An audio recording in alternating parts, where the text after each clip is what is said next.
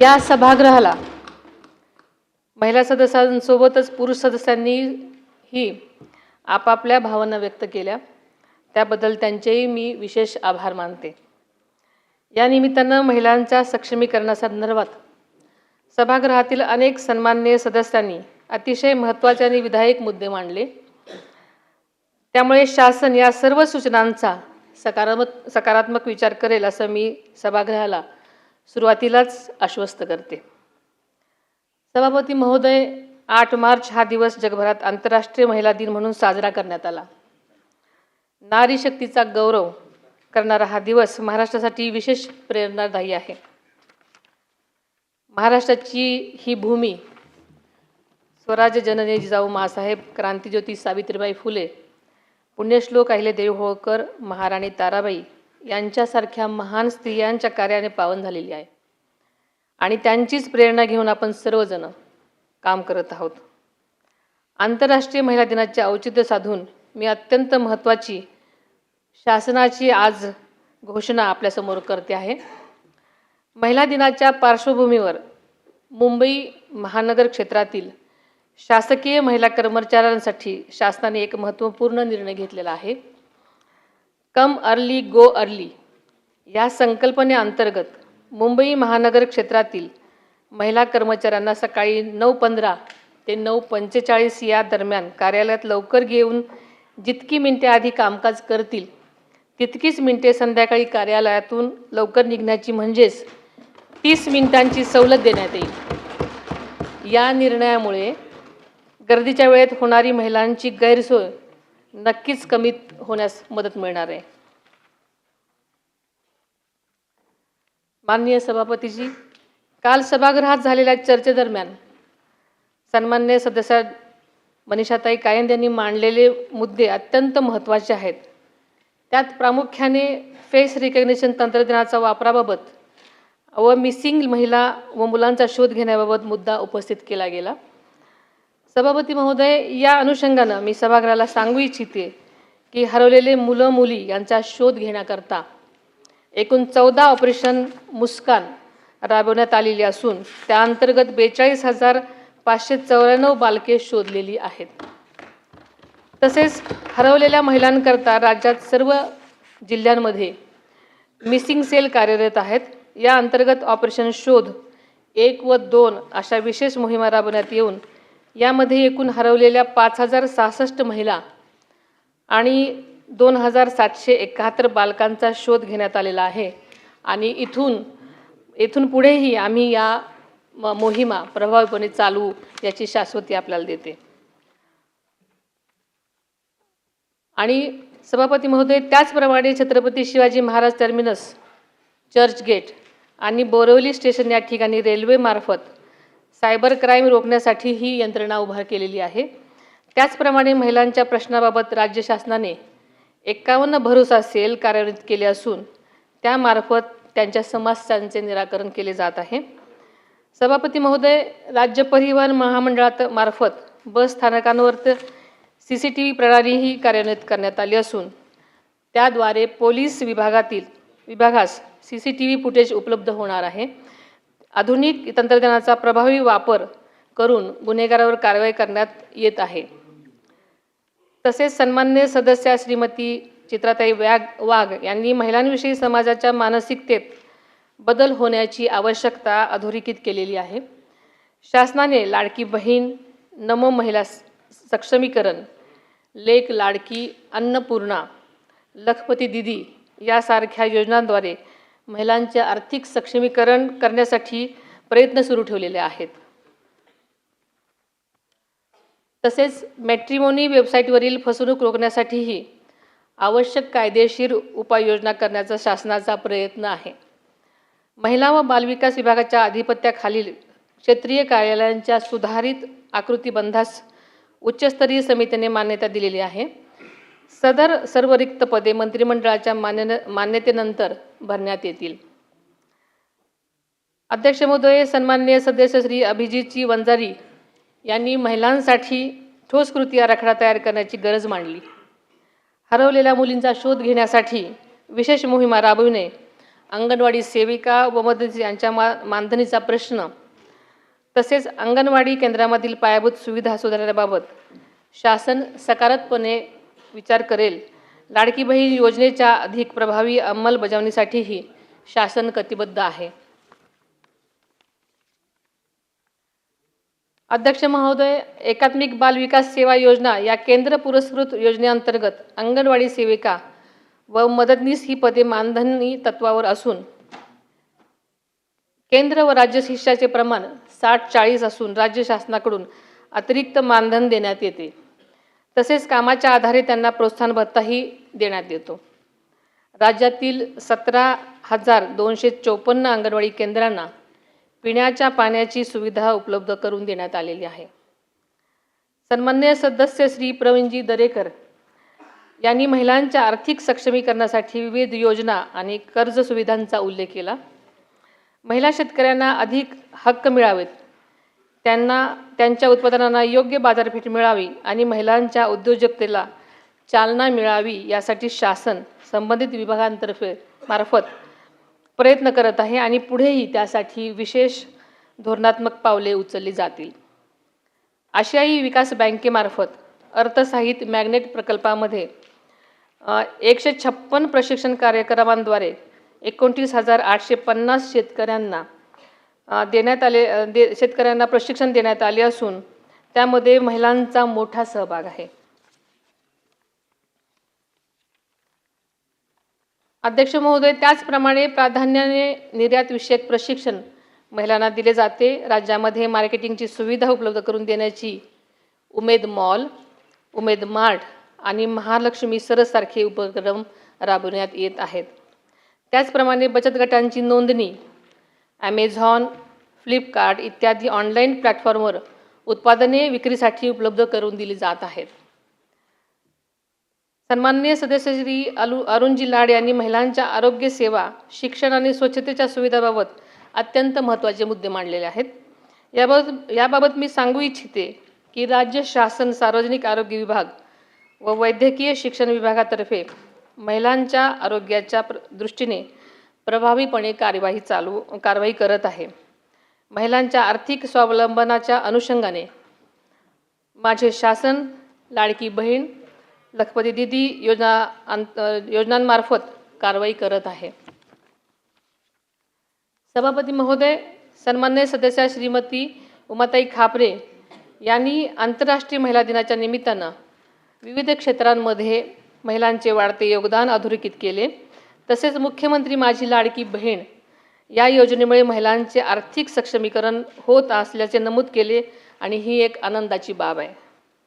एकात्मिक बाल विकास या योजनेमध्ये राज्यामध्ये पूरक पोषण आहार कार्यक्रमाच्या अंतर्गत बालके, गरोदर महिला, स्तनदा माता, कुपोषित बालके इत्यादींसाठी पोषक आहारांचा समावेश करण्यात आलेला आहे.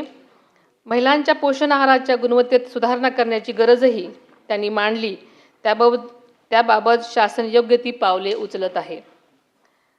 सन्माननीय श्री अमोलजी मिटकरी यांनी महिला आयोग मजबूत करण्यासाठी रिक्त पदे भरणे, महिलांवरील अत्याचारावर कठोर कारवाई करणे, महिला बचत गटांना बाजारपेठ उपलब्ध करून देणे आणि महिलांच्या आरोग्य शिक्षणाच्या सुविधा वाढवण्याबाबत महत्त्वपूर्ण सूचना केलेल्या आहेत. याबाबत सविस्तर माहिती मी यापूर्वीच सभागृहाला दिली आहे. तसेच एकात्मिक बाल विकास योजनेमार्फत 1,10,664 अंगणवाडी केंद्राच्या माध्यमातून राज्यात गरोदर महिला, स्तनदा माता यांना पोषक आहार पुरवण्यात येत आहे. सभापती महोदय, सन्माननीय सदस्य श्री सचिनजी आहिर यांनी महिलांसाठी केंद्र आणि राज्य शासनाच्या विविध योजनांची प्रभावी अंमलबजावणी तळागाळापर्यंत पोहोचण्याची गरज अधोरेखित केलेली होती. महिलांवरील अत्याचार रोखण्यासाठी फास्ट ट्रॅक न्यायालय आणि सुरक्षा व्यवस्था अधिक सक्षम करण्याच्या सूचना केलेल्या आहेत. महिलांवरील औद्योगिक क्षेत्रामध्ये महिलांचे वाढते योगदान, तसेच अंगणवाडी सेविका, घरेलू कामगार, कोळीवाड्यातील आणि फेरीवाल्या महिलांच्या प्रश्नाकडेही लक्ष वेधलेले आहे. याबाबत मी सभागृहाला सांगू इच्छिते की माझे शासन महिला आर्थिक विकास महामंडळ, उमेद इत्यादींच्या माध्यमातून महिलांचे सक्षमीकरण करण्याची कारवाई करत आहे. तसेच घरेलू महिला कामगारांच्या बाबत शासन आग्रही आहे. आत्तापर्यंत जवळपास 5,000 महिलांना घरगुती भांड्यांचे संच वाटप करण्यात आलेले आहेत. आर्थिकदृष्ट्या दुर्बल महिलांना शासनाचा आधार मिळावा, तसेच मतिमंद मुलांच्या मातांना प्रशिक्षण देऊन सेविका म्हणून संधी देण्याची सूचनाही केलेली आहे. या सर्व सूचनांचा शासन गांभीर्यपूर्वक विचार करून आवश्यक त्या उपाययोजना नक्कीच करेल. उपसभापती तथा सन्माननीय सदस्या डॉक्टर नीलमताई गोरे यांनी राज्याच्या 4थ्या महिला धोरणासाठी सर्व विभागांनी प्रभावी कृती आराखडा तयार करून अंमलबजावणी करावी अशी अपेक्षा व्यक्त केलेली आहे. एकल महिलांच्या समस्यांवर राज्य शासनाने सर्वेक्षण करून विशेष उपाययोजना कराव्यात अशी ही मागणी केलेली आहे. आदरणीय दादांनी सुद्धा एकल महिलांच्या समस्या सोडवण्यासाठी वेळोवेळी बैठक घेऊन आवश्यक त्या सूचना संबंधितांना केल्या होत्या. याचा उल्लेख अर्थसंकल्पीय भाषणातसुद्धा माननीय मुख्यमंत्री महोदयांनी केलेला होता. महाराष्ट्राचे 4थे महिला धोरण लागू करण्यात आलेले आहे. हे धोरण लवचिक स्वरूपाचे असून त्यामध्ये काळानुरूप बदल करण्याची तरतूद करण्यात आलेली आहे. या धोरणाच्या प्रभावी अंमलबजावणीसाठी उच्चस्तरीय समिती गठीत करण्यात आली असून विभागनिहाय कोणत्या विभागानं किती दिवसात कारवाई करावयाची आहे याबाबत तरतूद करण्यात आलेली आहे. ग्रामीण भागातील महिलांचं जीवन अधिक सुकर व्हावं या उद्देशाने राज्याचे प्रथमच आदिशक्ती अभियान राबवण्यात येत आहे. या अभियानाच्या माध्यमातून प्रत्येक गाव बालविवाहमुक्त, अत्याचारमुक्त करण्याबरोबरच मुलींचे शाळा सोडण्याचे प्रमाण कमी करणे हा उद्देश आहे. या अभियानामुळे गावातील महिलांचे जीवन अधिक सुरक्षित, सन्मानजनक आणि सुलभ होण्यास निश्चितच मदत होणार आहे. शक्ती फौजदारी कायदा महाराष्ट्र सुधारणा विधेयक 2020 हे विधेयक राज्य शासनाने केंद्र सरकारकडे पाठवले होते. मात्र 1 जुलै 2024 पासून भारतीय न्यायसंहिता लागू झाल्यामुळे पूर्वीचे हे विधेयक परत घेण्यात आले आहे. पोलीस महासंचालक यांच्या अध्यक्षतेखालील समितीच्या शिफारसीनुसार भारतीय न्यायसंहितेच्या अनुषंगाने आवश्यक राज्य सुधारणा करण्याबाबत प्रस्ताव विधी व न्याय विभागाकडे सादर करण्यात आलेला आहे. त्यावर शासन स्तरावर कारवाई सुरू आहे. महिलांच्या सुरक्षिततेसाठी हा कायदा लवकरच संमत व्हावा यासाठी राज्य शासन आग्रही आहे आणि याबाबत मी स्वतः माननीय मुख्यमंत्र्यांशी चर्चा करून विशेष प्रयत्न करेन. महिलांच्या सक्षमीकरणासाठी राज्य शासनाने महिला शासकीय कर्मचाऱ्यांसाठी महत्त्वाचे निर्णय घेतलेले आहेत. केंद्र शासनाच्या धर्तीवर 180 दिवसाची प्रसूती रजा मंजूर करण्यात आलेली आहे.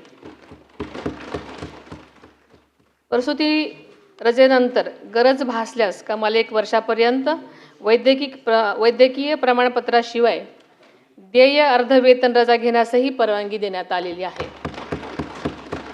मातृत्वाचा सन्मान राखत महिलांना कुटुंब व सेवेत समतोल साधता यावा हा या निर्णयामागचा मुख्य उद्देश आहे. सभापती महोदय, सभागृहातील सन्माननीय सदस्यांनी केलेल्या सर्व सूचनांचा शासन सकारात्मक विचार करून महिलांच्या सक्षमीकरणासाठी आवश्यक त्या उपाययोजना करेल. आरोग्य, कायदा, बचत गट, सहकारी संस्था, असंघटित महिला कामगार, महिला ऊसतोड कामगार तसेच अत्याचारग्रस्त महिलांसाठी विविध कार्यक्रम राबवण्याची गरज शासनाने ओळखलेली आहे. त्यासाठी आवश्यक आर्थिक तरतूदही करण्यात आलेली आहे.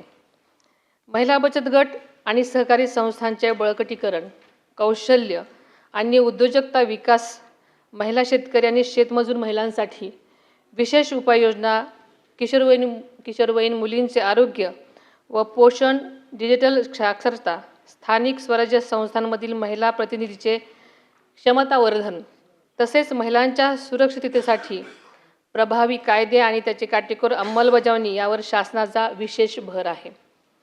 कौटुंबिक हिंसाचारग्रस्त महिलांचे पुनर्वसन, आशा आणि अंगणवाडी सेविका, आत्महत्याग्रस्त कुटुंबातील महिला आणि विविध क्षेत्रातील महिला कामगारांचे सक्षमीकरण करत महिलांच्या सर्वसमावेशक विकासासाठी महाराष्ट्र शासन कटिबद्ध आहे.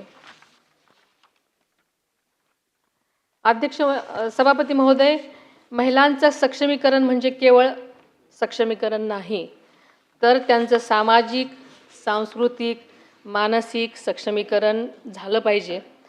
त्यांचा मानसिक आधार, बळ दिलं गेलं पाहिजे याची जाणीव सरकारला आहे. त्या दृष्टीने सरकार काम करत आहे. महाराष्ट्राचे पहिले मुख्यमंत्री स्वर्गीय यशवंतराव चव्हाण साहेबांनी अत्यंत समर्पक शब्दामध्ये म्हटलं आहे की जेव्हा स्त्रीमध्ये बदल होत जातो तेव्हा समाजातही बदल होणे अटळ आहे. समाज बदलाची प्रतिक्रिया ही स्त्रीच्या बदलात प्रतिबिंबित होत असते. त्यामुळे स्त्री ही समाज बदलाची इंडेक्स असते. आदरणीय चव्हाण साहेबांच्या विचारामध्ये समाज परिवर्तनाचं अत्यंत गहन तत्त्व दडलेलं आहे. यंदाचे वर्ष आंतरराष्ट्रीय महिला शेतकरी वर्ष म्हणून साजरं केलं जात आहे. शेती आणि ग्रामीण अर्थव्यवस्थेमध्ये महिलांचे योगदान पूर्वीपासूनच अत्यंत मोलाचं आणि महत्त्वाचं आहे. शेतीतील मेहनत, कुटुंबाची जबाबदारी आणि समाजातील भूमिका या तिन्ही स्तरावर महिला कष्टपूर्वक काम करत असतात. 4 दिवसापूर्वीच राज्याचा अर्थसंकल्प माननीय मुख्यमंत्री महोदयांनी विधानसभेमध्ये सादर केला. त्या अर्थसंकल्पामध्ये महिलांच्या सर्वांगीण विकासासाठी आणि सक्षमीकरणासाठी मोठ्या प्रमाणात तरतुदी करण्यात आल्या आहेत. त्याबद्दल मी मनापासून त्यांचे आभार मानते. एबीपी माझा, उघडा डोळे बघा नीट.